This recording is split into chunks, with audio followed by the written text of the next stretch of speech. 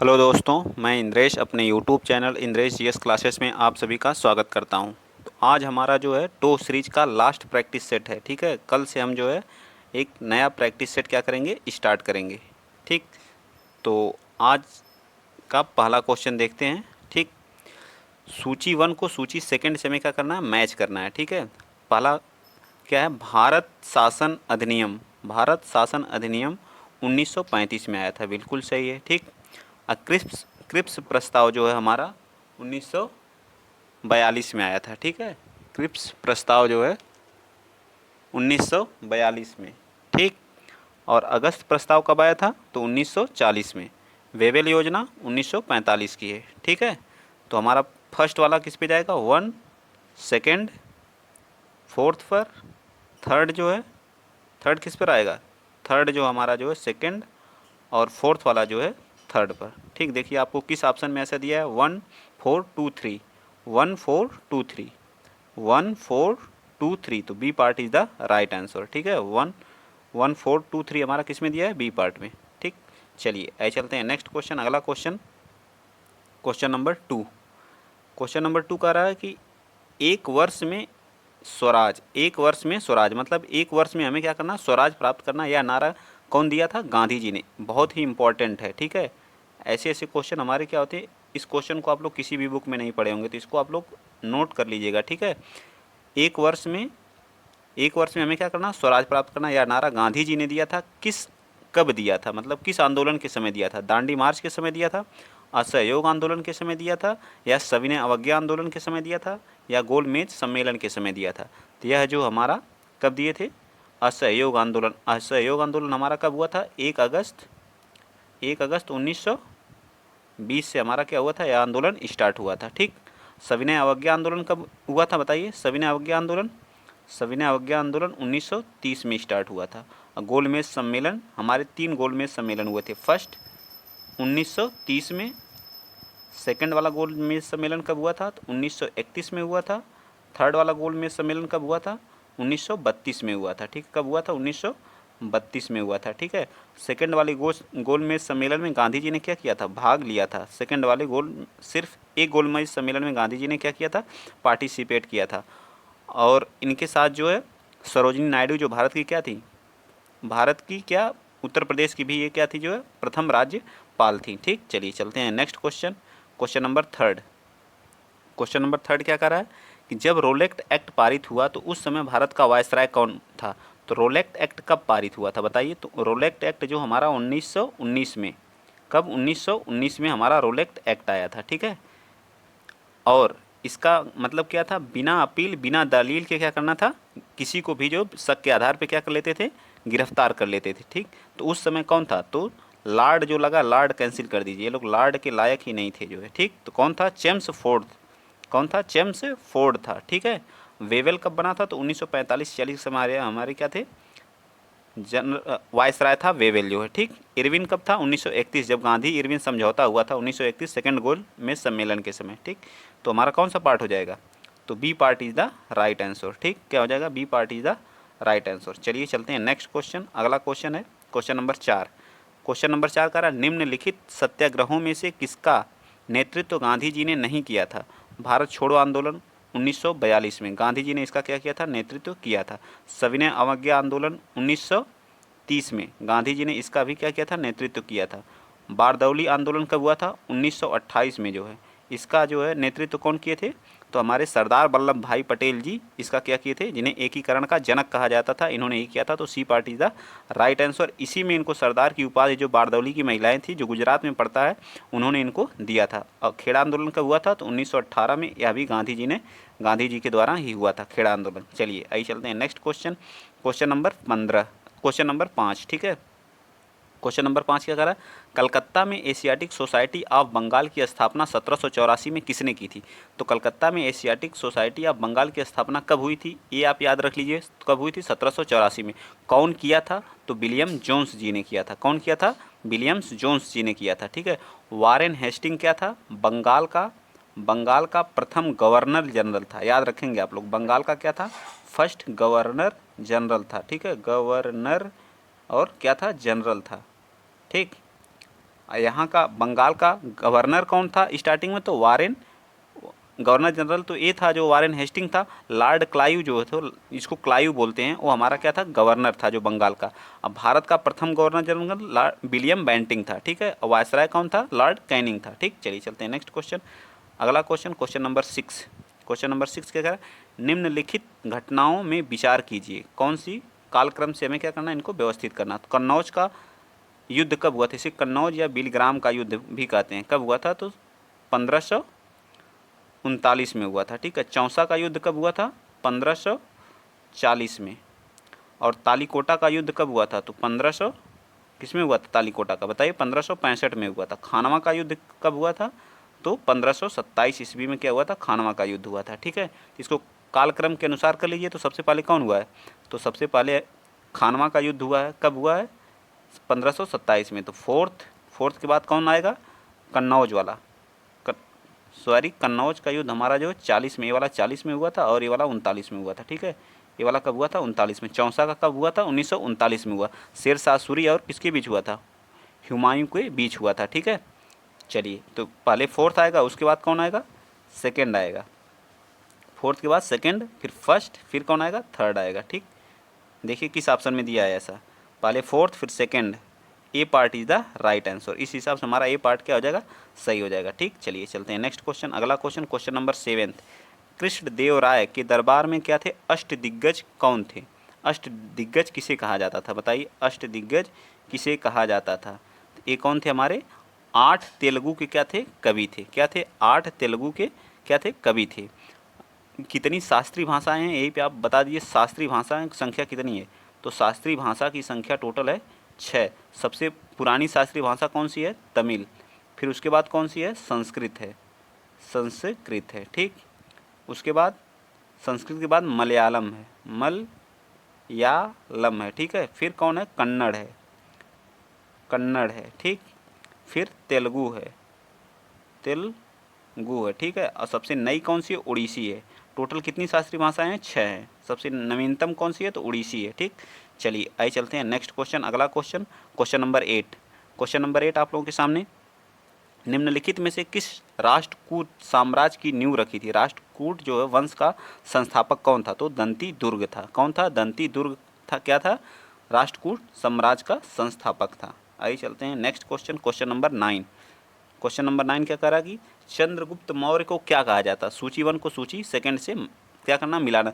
चंद्रगुप्त मौर्य को क्या कहा जाता था? सेंड्रोकोटस कहा जाता था। क्या कहा जाता था? सेंड्रोकोटस। तो ये सेकंड से मैच। बिंदुसार को क्या कहा जाता था? अमित्र घात। क्या कहा जाता था? अमित्र घात। अशोक को क्या? प्रियदर्शी या प्रियदशी भी कहा जाता था, ठीक है। तो 1 से मैच के। चाणक्य का नाम क्या था? विष्णु गुप्त था। चाणक्य का क्या नाम था? विष्णु गुप्त। तो मैच करिए कौन सा पहला किस पे आया? तो 2। पहला किस पे आया? 2। सेकंड वाला किस पे गया? 3। फिर थर्ड वाला 1। फिर फोर्थ वाला जो फोर्थ पे कहाँ दिया? 2 3 1 4, 2 3 1 4। ए part is the right answer. A part is the right answer. चलिए आइए चलते हैं क्वेश्चन नंबर 10। सत्यमेव जयते, सत्यमेव जयते जो है किस उपनिषद से लिया गया है? तो सत्यमेव जयते हमारा मुंडको उपनिषद से लिया गया है। कहाँ से लिया गया है? मुंडको उपनिषद से लिया गया है, ठीक। चलिए आइए चलते हैं next question, question number 11।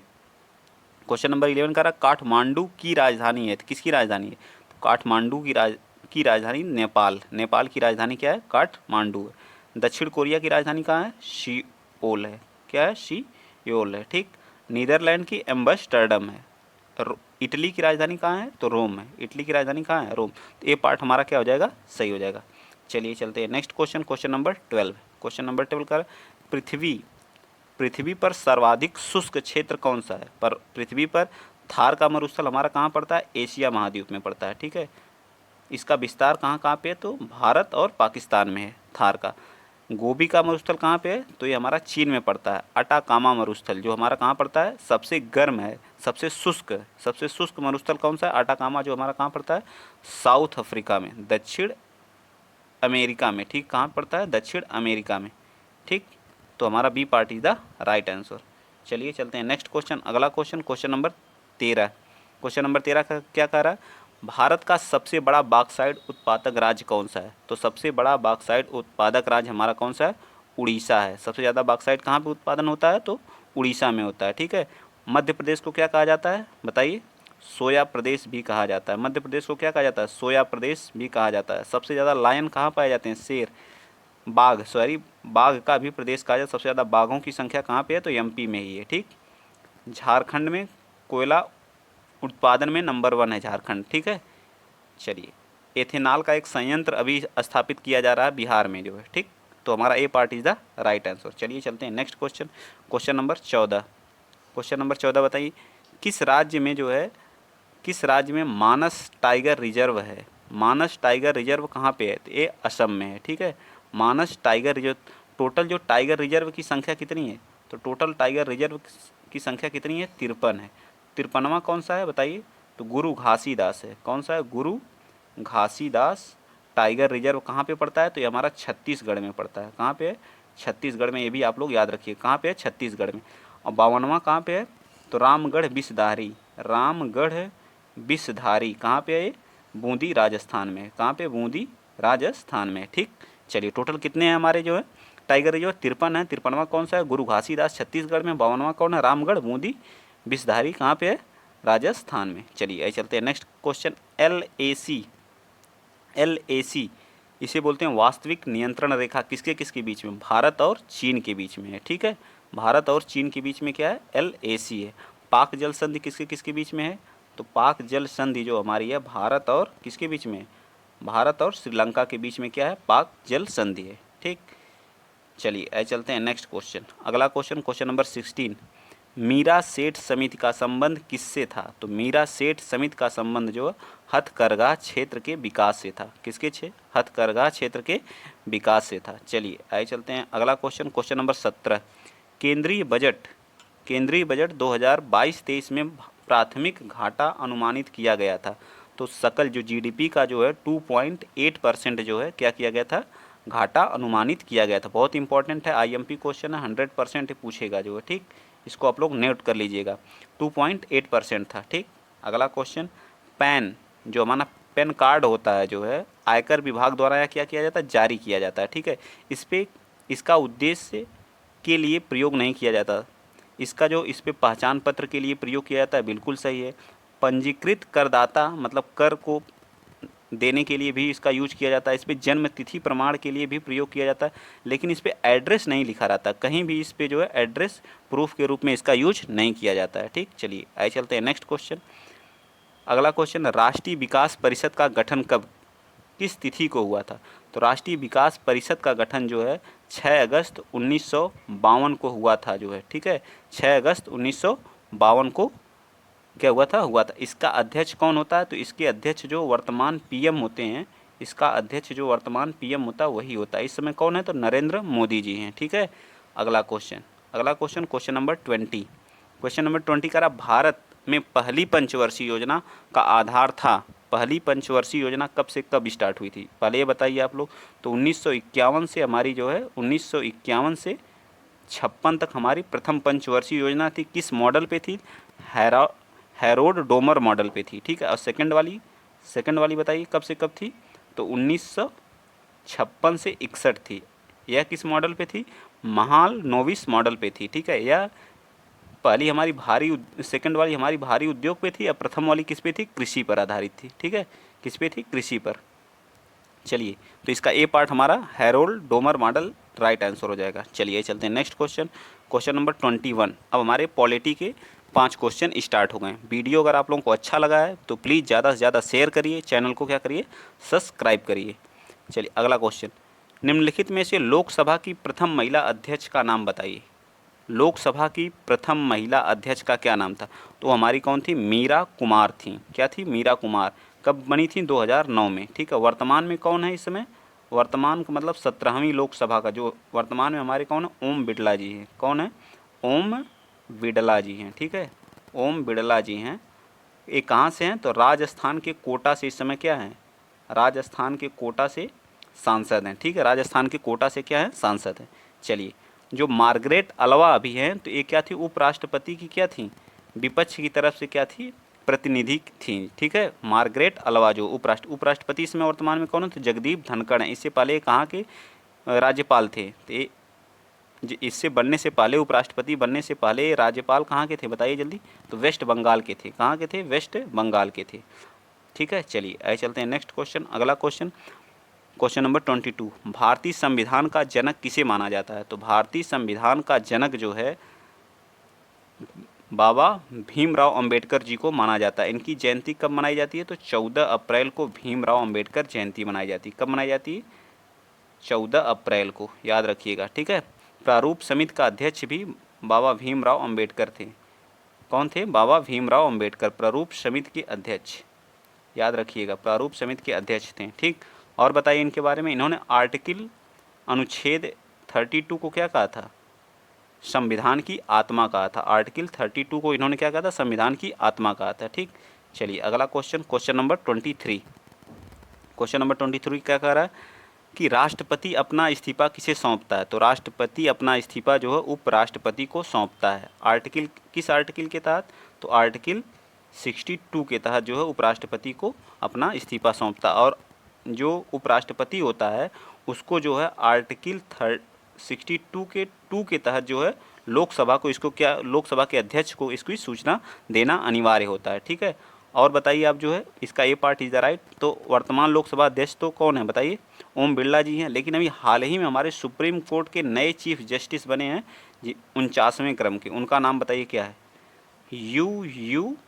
You कौन है बताइए? उमेश उदय ललित हैं। इनका नाम क्या है? उमेश उदय ललित। 27 अगस्त से इन्होंने अपना क्या किया? कार्यभार को संभाला है। 49वें क्रम के, 48वें क्रम के कौन थे? NV रमन्ना का क्या किए हैं? स्थान लिए हैं। ठीक, चलिए चलते हैं नेक्स्ट क्वेश्चन। अगला क्वेश्चन, क्वेश्चन नंबर हमारा है 24। लोकसभा के पहले उपाध्यक्ष पूछा है, ध्यान दीजिएगा, अध्यक्ष नहीं उपाध्यक्ष। तो पहले अध्यक्ष जो थे वो GV मावलंकर जी थे, लेकिन उपाध्यक्ष कौन थे? तो M अनंत सैनम अयंगर जी थे। मोस्ट इंपॉर्टेंट है, इस चीज़ को आप लोग नोट कर लीजिएगा, इंपॉर्टेंट क्वेश्चन है। ठीक, M अनंत सैनम अयंगर जी थे। ठीक, सर्वपल्ली राधाकृष्णन हमारे पहले उपराष्ट्रपति थे। GV मावलंकर जी हमारे क्या थे? पहले लोकसभा अध्यक्ष थे। चलिए आइए चलते हैं next question, question number 25। Question number 25 है, भारत के संविधान का वह कौन सा अनुच्छेद है जिसमें भारत के नियंत्रक और महालेखा परीक्षक का उल्लेख है? तो आर्टिकल कौन सा है? तो आर्टिकल हमारा 148वां अनुच्छेद कौन सा है? 148 में बताया गया है भारत के कौन? महालेखा परीक्षक एवं नियंत्रक के बारे में। ठीक, तो वर्तमान में हैं कौन जो है महालेखा परीक्षक? गिरीश चंद्र मुर्मू जी है। ठीक है, कौन है? गिरीश चंद्र मुर्मू जी। ठीक, गिरीश चंद्र मुर्मू जी। ठीक, इससे पहले कहाँ के थे जो है? जम्मू एंड कश्मीर के क्या थे? उपराज्यपाल थे। यानी कि प्रथम उपराज्यपाल जो हमारा जब UT बना था उसके प्रथम राज्यपाल कौन थे? गिरीश चंद्र मुर्मू जी। वर्तमान में कौन है जम्मू कश्मीर के? तो मनोज सिन्हा जी हैं। कौन है? मनोज सिन्हा जी हैं वर्तमान उपराज्यपाल। चलिए आइए चलते हैं next question, question number 26। Electron का एक एंटी पार्टिकल क्या है? साइंस के 5 क्वेश्चन। ठीक है, साइंस के हमारे 5 क्वेश्चन स्टार्ट। इलेक्ट्रॉन का एंटी पार्टिकल क्या है? एंटी पार्टिकल हमारा इलेक्ट्रॉन का क्या होता है? पॉजिट्रॉन होता है। ठीक है, क्योंकि इसका स्पिन 1/2 होता है। ठीक है, चलिए अगला क्वेश्चन, क्वेश्चन नंबर 27। वायुदाब मापने का यंत्र को कहते हैं? वायुदाब मतलब किस यंत्र से मापा जाता है? तो बैरोमीटर से वायु दाब को मापा जाता है। ठीक है, अगर बैरोमीटर का जो पाठ्यांक है अचानक गिरता है तो क्या आता है? आंधी आने का संकेत रहता है। ठीक है, अगर धीरे धीरे ऊपर उठता है तो मौसम क्या? साफ रहने का संदेश होता है। ठीक है, मौसम साफ। अगर मतलब क्रम से ऊपर से नीचे आ रहा है तब बारिश होने का चांस रहता है। ठीक, मतलब क्रमिक से धीरे धीरे आता है तो बारिश होने का चांस रहता है। एक क्वेश्चन पूछे जाते हैं। हाइग्रोमीटर से क्या मापी जाती है? आर्द्रता मापी जाती है। तो इसका B part is the right answer होगा। थर्मोमीटर से टेम्परेचर सबको पता है। चलिए आइए चलते हैं नेक्स्ट क्वेश्चन। सिरके का रासायनिक नाम क्या होता है? सिरके का रासायनिक नाम क्या होता है? तो इसका रासायनिक नाम क्या होता है? एसिटिल अम्ल होता है। क्या होता है? एसिटिल अम्ल होता है। Question number 29। क्वेश्चन नंबर 29 क्या कर रहा है? निम्नलिखित में से मिलान कीजिए। प्रकंद, अदरक एक क्या है? प्रकंद है। बल्ब क्या है? ये हमारा प्याज के जो अंदर वाले भाग को क्या कहते हैं? बल्ब कहते हैं। कंद, आलू के पार्ट को हम क्या कहते हैं? कंद कहते हैं। तो पहले का कौन सा है? बी। पहले का बी किस में दिया? ए पार्ट में दिया है। ठीक है, A part is the right answer. चलिए question number 30, question number 30, DPT का निम्नलिखित में से किस प्रकार का क्या है, एक टीका है। तो यह एक संयुक्त प्रकार का टीका है। डी से क्या होता है डिप्थीरिया, पी से क्या होता है परट्यूसिस, टी से क्या होता है टिटनेस, ठीक है, इसका फुल फॉर्म होता है। चलिए आइए चलते हैं नेक्स्ट क्वेश्चन, क्वेश्चन नंबर 31। हमारे क्वेश्चन अब क्या हो गए मैथ के स्टार्ट हो गए। पहला क्वेश्चन देखिए 6.5 इंटू 6.5 का मल्टीप्लाई है प्लस माइनस 45.5। तो यह फार्मूला आप लोग पढ़े होंगे जो है, इसको मान लीजिए 6.5 को आप ए मान लीजिए, ठीक है, और क्या दिया है 3.5 को बी मान लीजिए। अब इसकी जगह पे वैल्यू को क्या करिए पुट कर दीजिए, ठीक। तो क्या हो जाएगा, तो ये क्या हो जाएगा ए का स्क्वायर माइनस इसको 2ab, जब मल्टीप्लाई करेंगे 2 में 6.5 और 3.5 का, तब का 45.5 आ जाएगा। ए कितना हो जाएगा यहाँ पे क्या हो जाएगा प्लस बी का स्क्वायर। अब ये कौन सा फार्मूला बन गया ए माइनस बी का होल स्क्वायर, ठीक है, एक माइनस बी का होल स्क्वायर। तो वैल्यू पुट कर दीजिए ए माइनस, तो इसमें से घटाएंगे तो कितना आएगा, ए में से बी को घटाएंगे तो 0, और यहाँ कितना आ जाएगा 3, इस 3 का स्क्वायर कर दीजिए तो कितना आ जाएगा 9। 9 is the right answer. 9 is the किस पार्ट में दिया है 9, तो सी पार्ट में 9 दिया है, ठीक। तो C part is the right answer. चलिए आइए चलते हैं नेक्स्ट क्वेश्चन। अगला क्वेश्चन है 32, ये भी मैथ का ही है।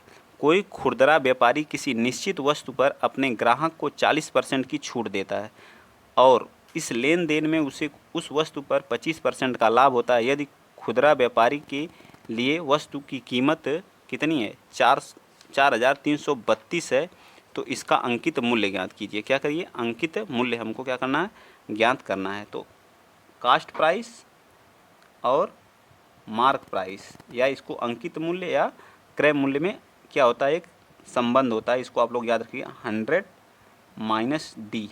डी का मतलब क्या होता है छूट, जो डिस्काउंट जो दिया जाता है, और एमपी में क्या होता है 100 प्लस माइनस प्रॉफिट और लॉस। देखिए इसमें कितना हो रहा है छूट, कितना दे रहा है 40 की छूट दे रहा है, तो कितना आ जाएगा 60, और यहाँ पे कितनी छूट दे रहा है मतलब कितने का लाभ हो रहा है तो 125 का। हमको क्या निकालना मार्क प्राइस, और हमें कास्ट प्राइस दिया है यहाँ पे, तो 60 बराबर किसके हो जाएगा 60 बराबर हमारा हो जाएगा 4,320 के। तो 0 से 0 ख़त्म हो जाएगा, और 6 से जब काटेंगे तो 6 सत्ते 42 और 6 दूना 12, एक बराबर कितना आ गया 72। तो 125 बराबर कितना आ जाएगा 72 में 125 का मल्टीप्लाई करिए, देखिए कितना आता है। 72 में जब आप 125 का मल्टीप्लाई करेंगे तो कितना आ जाएगा तो 9,000 आ जाएगा, ठीक है, कितना आ जाएगा 9,000, ठीक है, यही हमारा क्या हो जाएगा आंसर हो जाएगा। इस हिसाब से B part is the right answer. क्या आ जाएगा B part is the right answer, क्या आएगा B part is the right answer. चलिए आइए चलते हैं नेक्स्ट क्वेश्चन। अगला क्वेश्चन क्वेश्चन नंबर 33, ये भी हमारा मैथ से ही है। देखिए क्या कह रहा है, यदि 64 का स्क्वायर, आप एक फार्मूला यहाँ भी पढ़े होंगे 64 ए का स्क्वायर माइनस बी का स्क्वायर, ए का स्क्वायर माइनस बी का स्क्वायर बराबर ए प्लस बी ए माइनस बी, ठीक, ए प्लस बी ए माइनस बी, ठीक। इस फार्मूले के हिसाब से हमारा क्या हो जाएगा, यहाँ पे आप क्या लिख सकते हैं 64 माइनस 36, एक कोष्टक में क्या लिख सकते हैं 64 प्लस 36 बराबर क्या हो जाएगा 20 इंटू एक्स, इतना कर सकते हैं। अब इसको ऐड करेंगे तो 100 आ जाएगा, इसको जब माइनस करेंगे तो कितना आएगा बताइए, 14 में से 6 जाएगा तो 8 आएगा, बचेगा 5, 5 में से तो 28 आ जाएगा बराबर 20 इंटू एक्स।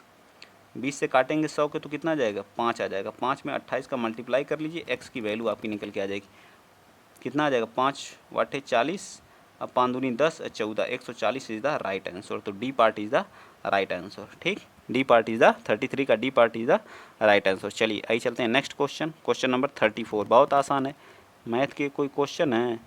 7 को क्या लिख सकते हैं आप 7 का स्क्वायर 49 को, और इसका 3/2, तो 2 से 2 कैंसिल हो जाएगा, 13 इंटू 7 का क्यूब कितना आता है 13 इंटू 343 7 का क्यूब होता है, मल्टीप्लाई करेंगे तो कितना आ जाएगा 13 39, ठीक है, 13 चौक को 52, अब 52 3 कितना हो जाएगा 55, 13 39 4 5 44, तो कितना आ जाएगा B part 44 59 is the right answer. Calculation है बहुत आसान है, टफ नहीं है, ठीक। चलिए आइए चलते हैं नेक्स्ट अगला क्वेश्चन। 12 छात्रों वाले समूह की औसत मतलब 12 छात्रों की औसत ऊंचाई 170 दिया, तो मल्टीप्लाई कर लीजिए 170 का कितना आ जाएगा, इसमें जब 170 का मल्टीप्लाई करेंगे आप तो कितना आ जाएगा 2040 आएगा, ठीक है 2040। अब एक आ रहा है 154, 157, 165 और 172 ऊंचाई वाले 4 छात्रों का समूह छोड़ देता है। मतलब इनको जोड़ करके इसमें से मल्टीप्लाई माइनस कर दीजिए तो कितना आएगा, जब इसको जोड़ेंगे आप तो कितना आ जाएगा, इन चारों को जोड़ेंगे तो आप कितना आएगा 648 आ जाएगा। आप लोग जोड़ लीजिएगा, ठीक है। अब इसमें से क्या करिए, माइनस कर दीजिए। 4 क्या हो रहे हैं, माइनस हो रहे हैं, ठीक है। 4 माइनस हो रहे हैं तो बचेंगे कितने, 8। 8 बचेंगे तो कितना आ जाएगा, यहाँ 2 आएगा, 13 में से 4 जाएगा तो 9 आएगा, यहाँ बचेगा 9, यहाँ 3 आ जाएगा, 1 आ जाएगा, 1392। 1392 को 8 से डिवाइड कर दीजिए, हमें औसत पूछा है, औसत ऊंचाई। तो 8 एक कम कितनी बार जाएगा, 8 एक कम 8, ठीक है। अब कितना आ जाएगा, 5 एक बार गया है, ठीक है। फिर 8 दूनी 8 5 40, 8 6 8 7 56, 7 बार जाएगा, ठीक है। 56 आ जाएगा, कैंसिल हो जाएगा, 3 आ जाएगा, 8 चौका 32 यानी 74, 174 इज द राइट आंसर। कितना आ जाएगा, 174 is the right answer. Calculation आपको करना पड़ेगा, ठीक।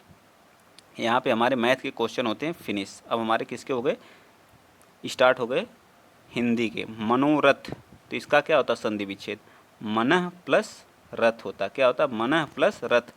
कौन सी संधि है, तो विसर्ग संधि है, याद रखिएगा कौन सी संधि है, विसर्ग संधि। इस हिसाब से कौन सा, मनः प्लस रथ, A part is the right answer. चलिए नेक्स्ट क्वेश्चन, क्वेश्चन नंबर 37। 37 क्या कह रहा है कि नाक रगड़ना, नाक रगड़ना, नाक में चोट पहुंचाना बिल्कुल गलत है। इज्जत देना दीनतापूर्वक प्रार्थना करना, क्या करना, दीनतापूर्वक प्रार्थना करना, ठीक है। किसी चीज़ के मांगने के लिए नहीं हम कहते हैं सर कर दीजिए, उसी को बोलते हैं दीनतापूर्वक क्या करना, प्रार्थना करना, ठीक है, नाक रगड़ना। चलिए नेक्स्ट क्वेश्चन, जिसके सिर पर चंद्रमा हो, जिसके सिर पर चंद्रमा हो उसे क्या कहते हैं, चंद्रशेखर कहते हैं, ठीक है। जैसे शिव महादेव, ठीक है, उनके सर पे क्या है, चंद्रशेखर है, ठीक। चलिए इसमें कौन सा समास है बताएंगे चंद्रशेखर में, तो बहुब्रीहि समास है। उत्कर्ष का विलोम बताइए, उत्कर्ष का विलोम क्या होता है, अपकर्ष होता है, ठीक। नेक्स्ट क्वेश्चन नंबर 40 बताइए, आग का पर्यायवाची कौन है, तो वैश्वानर है। पुंडरीक किसका पर्यायवाची है, कमल का। सैंधव किसका है, घोड़ा का पर्यायवाची है, ठीक है, किसका, घोड़ा का, ठीक। चलिए क्वेश्चन नंबर हमारे हिंदी के फिनिश हुए।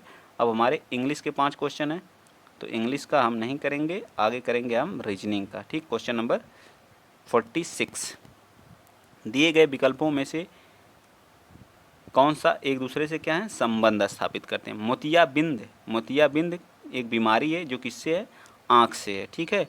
इसी तरह से एक्जिमा, एक्जिमा एक बीमारी है लेकिन वह किससे संबंधित है, त्वचा से है। A part is the right answer, ठीक। चलिए चलते हैं नेक्स्ट, अगला क्वेश्चन 47। 47 क्या कह रहा है,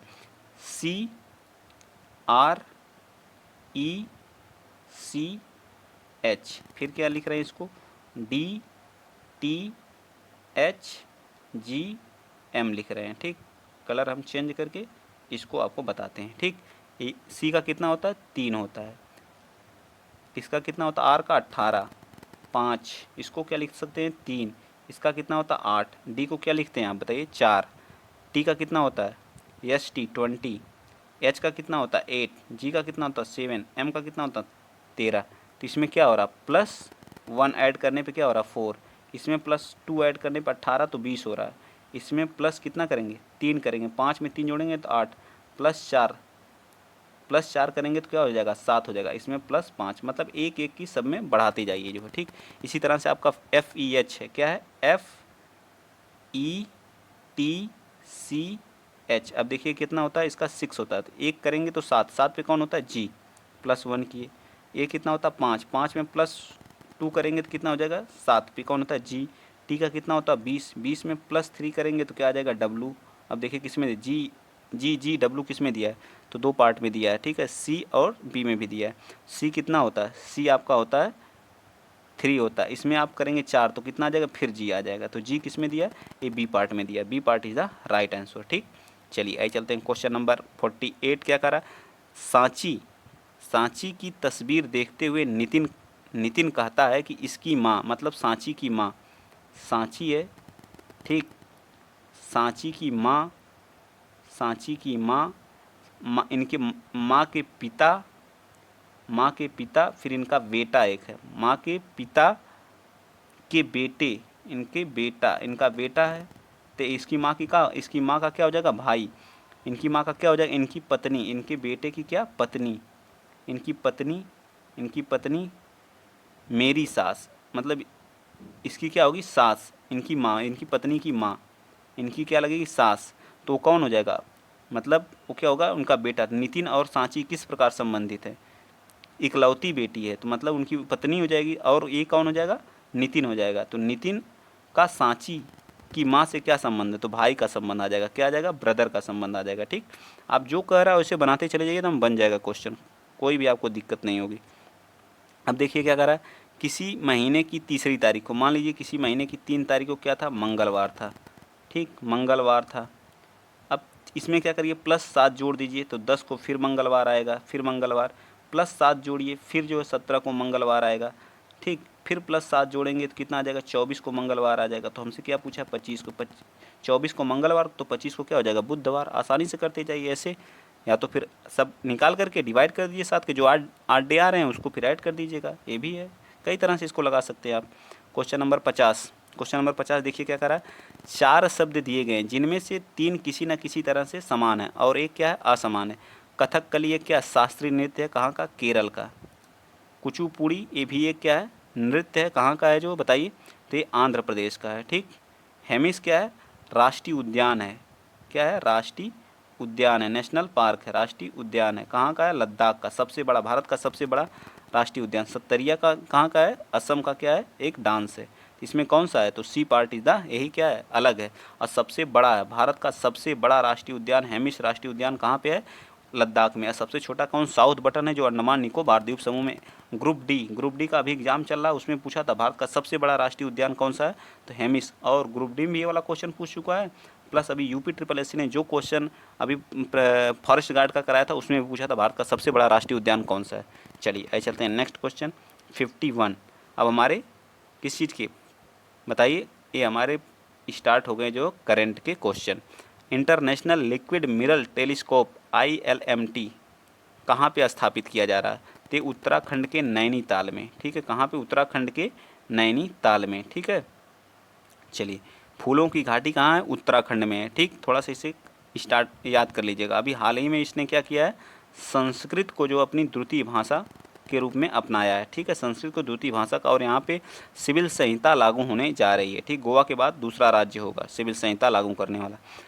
फरवरी 2022 में प्रधानमंत्री नरेंद्र मोदी ने हैदराबाद में स्टैचू ऑफ इक्वलिटी, याद रखिएगा, स्टैचू ऑफ इक्वलिटी को राष्ट्र को समर्पित किया। स्टैचू ऑफ इक्वलिटी किस संत की प्रतिमा है, तो संत श्री रामानुजाचार्य जी की है। कितनी है, 162 फीट की है। ठीक, स्टैचू ऑफ यूनिटी कहाँ पे है, सरदार वल्लभ भाई पटेल की, कहाँ, केवड़िया गुजरात में स्थित है। स्टैचू ऑफ नॉलेज किसकी है, ये हमारे लातूर महाराष्ट्र में। किसकी है बताइए, किसकी है वो, बाबा भीमराव अंबेडकर जी की है। ये भी चीज़ें आप लोग याद रखिएगा। चलिए चलते हैं नेक्स्ट क्वेश्चन, क्वेश्चन नंबर 53। जून 2022 में हरियाणा में खेलो इंडियन यूथ गेम 2022 में कौन सा राज्य प्रथम तालिका में रहा, तो इसमें प्रथम पे कौन रहा, तो हरियाणा रहा। ठीक है, इसका मतलब शुभंकर क्या था, तो बताइए आप लोग, धाकड़ था, धाकड़ था। ये तो हमारे कौन से क्रम का था, तो 4th क्रम का था। 5th क्रम का कहाँ पे हुआ, तो 5th जो MP के भोपाल में होगा। ठीक है, और सेकंड स्थान पे इसमें कौन था, सेकंड स्थान पे महाराष्ट्र था, थर्ड पे कौन सा, कर्नाटक था। ठीक, चलिए चलते हैं नेक्स्ट क्वेश्चन, क्वेश्चन नंबर 54। मार्च 2022 में जारी भारतीय टीवी रिपोर्ट के अनुसार वर्ष 2021 में देश में टीबी के मामलों में कितने प्रतिशत की वृद्धि हुई, तो 19% की वृद्धि हुई है। ठीक है, चलिए आइए चलते हैं नेक्स्ट क्वेश्चन, क्वेश्चन नंबर 55 है। फरवरी 2022 में किसे विश्वविद्यालय अनुदान UGC का नया अध्यक्ष चुना गया है, तो प्रोफेसर M जगदीश कुमार को। ठीक है, JNU के क्या हैं, प्रोफेसर थे, इनको चुना गया है। चलिए अगला क्वेश्चन 56। फरवरी 2022 में लॉन्च की गई केंद्रीय क्षेत्र की स्माइल योजना एक सामाजिक न्याय एवं अधिकारिता मंत्रालय 2021-22 से 2025-26 की अवधि कितनी राशि आवंटित की गई है, तो 365 करोड़ रुपए क्या किया गया, आवंटित किया गया है। ठीक है, इसके तहत। चलिए 365 स्माइल योजना के तहत। ठीक, अगला क्वेश्चन, क्वेश्चन नंबर 57।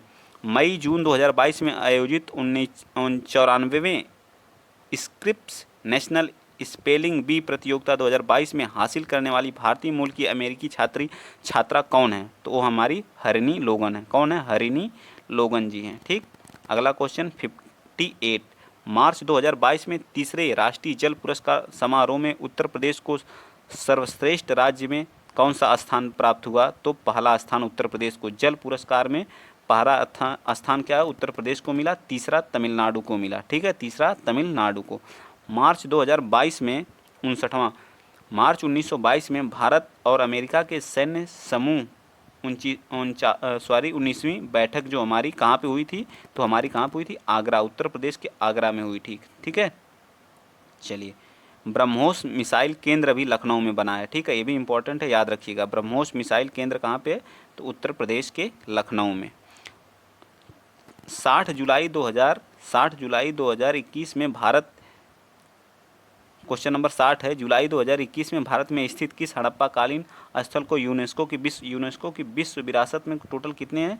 तो भारत के 40 हैं। ठीक, अमूर्त में कितने हैं? अमूर्त तो 14 हैं। 14वां कौन है? दुर्गा पूजा है। कहाँ का है? पश्चिम बंगाल का है।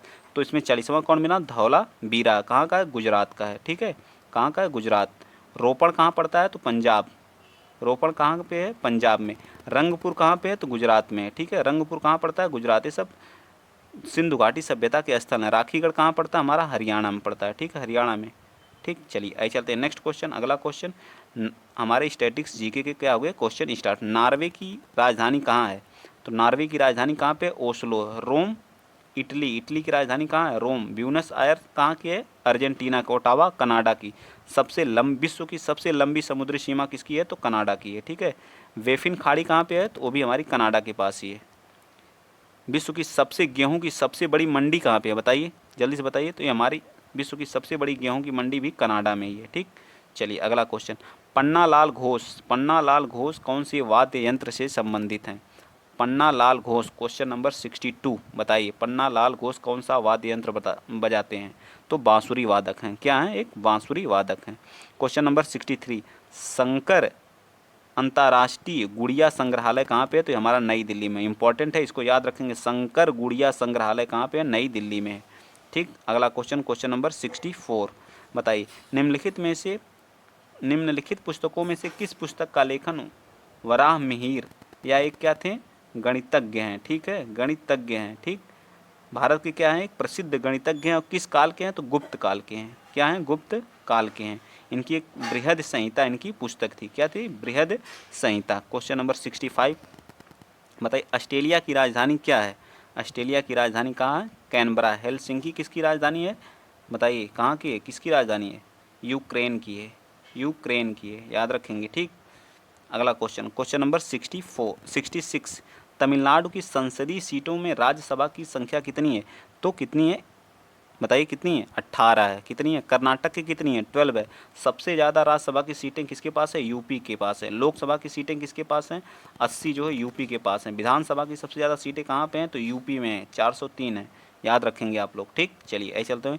क्वेश्चन नंबर 67 प्रधानमंत्री नरेंद्र मोदी ने प्रतिवर्ष भारत में वीर बाल दिवस मनाने की घोषणा की है। तो कब की है? 26 दिसंबर को वीर बाल दिवस मनाया जाएगा। ठीक है, कब? 26 दिसंबर को। पुस्तक 40 डेज के लेखक कौन है? तो कौन है? चेतन भगत सिंह। कहाँ से हैं? कानपुर से हैं। उत्तर प्रदेश के मंत्री भी रह चुके हैं। अभी हाल ही में इनका क्या हो गया? निधन हो गया है। ठीक है, इससे पहली वाली जो भारत की बीजेपी की सरकार थी उसमें ये मंत्री थे जो है।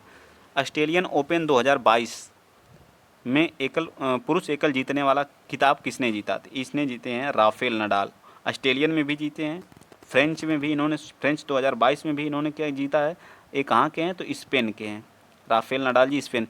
नोवाक जोकोविच ने किस में जीता है? विम्बलडन वाला जो अभी होता है, जो हमारा ग्रास कोर्ट पे होता है। किस पे होता है? ग्रास कोर्ट पे होता है। ठीक है, उसमें जो है नोवाक जोकोविच कहाँ के हैं? सर्बिया के, इन्होंने जीता है। ठीक, क्वेश्चन नंबर 70 आज का लास्ट क्वेश्चन है। जून 2022 में विश्व का कार्य शिखर सम्मेलन कहाँ पे हुआ था? तो जेनेवा में। ठीक है, कहाँ पे हुआ था? जेनेवा में। ठीक, तो आज के लिए इतना ही। अगर वीडियो आप लोगों को अच्छा लगा है तो प्लीज़ ज़्यादा से ज़्यादा क्या करिए? शेयर करिए। जिस तरह से आप लोग सपोर्ट बनाए हुए हैं इसी तरह से बनाए रखिए। ठीक, वीडियो को आप लोग देखते तो ज़रूर हैं बट शेयर नहीं करते हैं। ठीक है, तो ज़्यादा से ज़्यादा आप लोग शेयर करिए। आज के लिए इतना ही। जय हिंद, जय भारत।